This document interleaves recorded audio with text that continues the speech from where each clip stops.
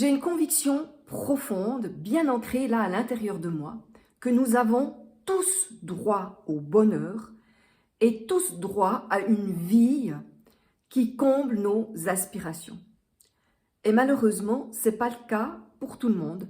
J'observe des personnes qui se retrouvent coincées dans un couple, des relations, un travail qui ne leur convient plus et souvent qui leur amène de la souffrance.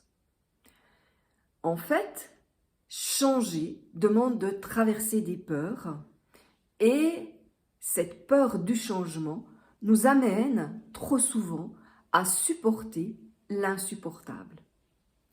Dans cette vidéo, je te partage 4 étapes pour dépasser tes peurs du changement et te créer la vie qui te correspond, la vie de tes aspirations, qu'elles soient professionnelles ou personnelles. Avant de poursuivre, je me présente. Je suis Anne-Chantal Junot, coach Job Bonheur. J'accompagne les gens à se réorienter professionnellement, à trouver leur métier de cœur et à expanser leur entreprise pour ceux qui sont indépendants. Alors, cette peur du changement. Avant de poursuivre, il me semble essentiel de poser un constat. C'est que changement rime avec peur. En effet, notre mental va forcément envoyer des signaux d'alarme quand on veut changer quelque chose. Il n'aime pas ça parce qu'archaïquement, le changement était synonyme de danger. Notre mental aime la routine, il aime les habitudes. Donc, le changement rime, comme je l'ai déjà dit, avec peur. Et la peur, elle est universelle, inévitable, je regarde, et saine, parce qu'il y a des moments où elle va nous sauver, où elle va nous permettre de maintenir une sécurité. Par contre, si on en fait une habitude, eh bien, elle va nous coincer dans des situations qui ne nous conviennent pas et qui nous font souffrir. Alors, quelles sont ces étapes pour traverser cette peur du changement? La première étape, c'est de s'observer et quelque part de la voir, cette peur du changement. Parce que parfois, on va éviter de la regarder en face, comme ça, en se disant « Ouais, c'est pas le bon moment, et puis les circonstances sont pas bonnes, etc., etc. » Donc, c'est arrêter de se raconter des histoires pour la regarder comme ça, en face. Ensuite, une fois que vous avez accueilli que vous avez peur, la deuxième étape, c'est de se poser ces 2 questions. 2 questions que je trouve importantes, que j'utilise beaucoup dans ma vie et qui m'aident à mettre de la conscience sur de l'inconscient. La première est celle-ci.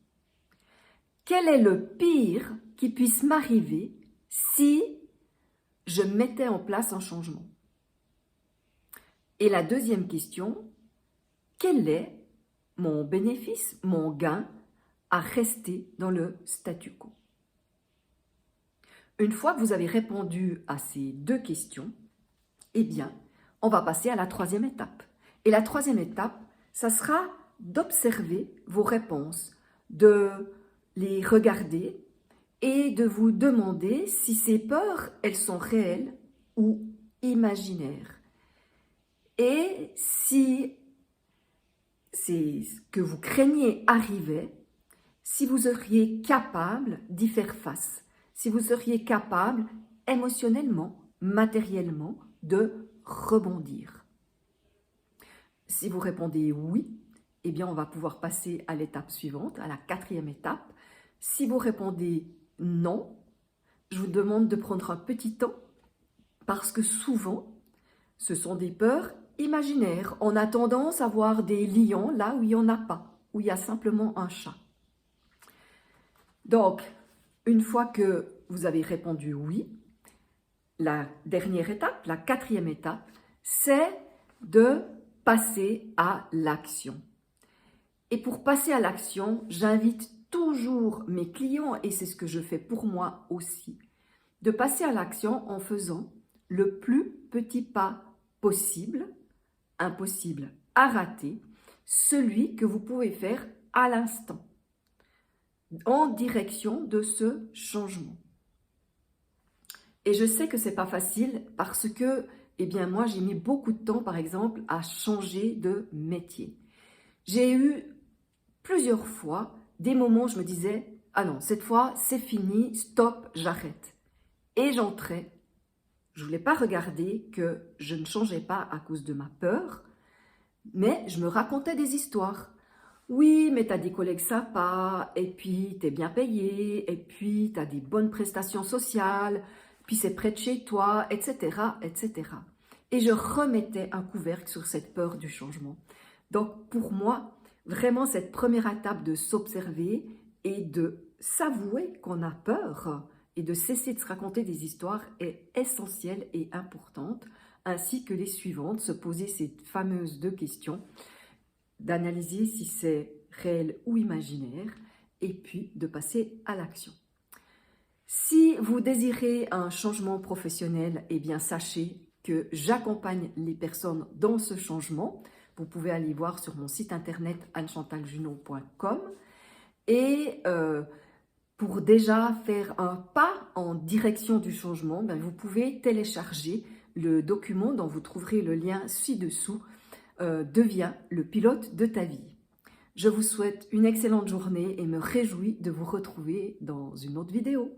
Bye bye!